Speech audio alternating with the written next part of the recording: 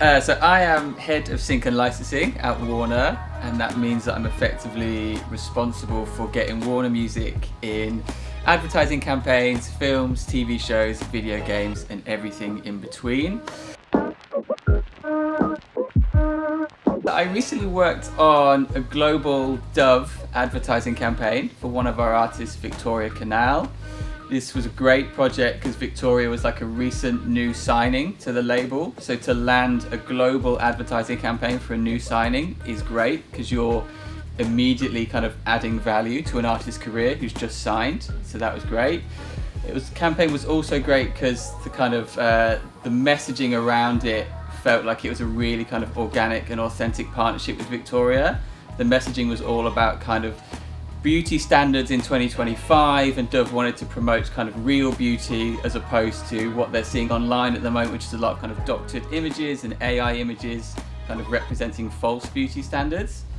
So they wanted an artist to do a cover of Pure Imagination for the spot, and I suggested Victoria because kind of her music and what she speaks about in social media aligns with that brand messaging really well. Kind of all about kind of body positivity and promoting kind of authentic, real beauty standards. So it felt like a great match between artist and brand and the messaging that the brand wanted to portray. So that's the kind of recent project that's done really well. It's performed really well online. It recently won an award at Cannes, which was great. And I think it's had like 2 billion impressions online. So it's been a huge success. And for like a new frontline artist, that's kind of as good as Sync can get. It's kind of a massive campaign at the start of their career. So that was a real win.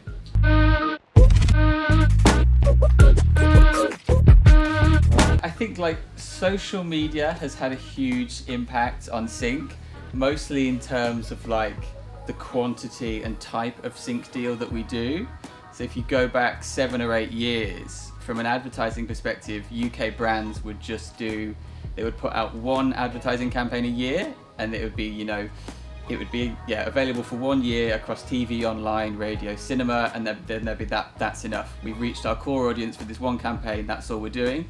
Whereas now, in order to keep up with kind of the insane attention economy of people scrolling through their phones, they need to do multiple pieces of content a month, and you say about 75 to 80% of that content features music. So the demand for music within content is larger than ever before. So that's kind of, it's increased the workload massively, but it's also allowed for a huge amount of opportunities for us to get music within that kind of content. And also social media has a huge power to amplify and exaggerate existing syncs that we've done. We worked on the Kate Bush Stranger Things sync out of our team, which was, I think that's the biggest sync of all time because of the impact of social media, where it's like, that Kate Bush song was used on everything from like Stranger Things reaction videos to like influencers making smoothie videos. That song was everywhere off the back of social media.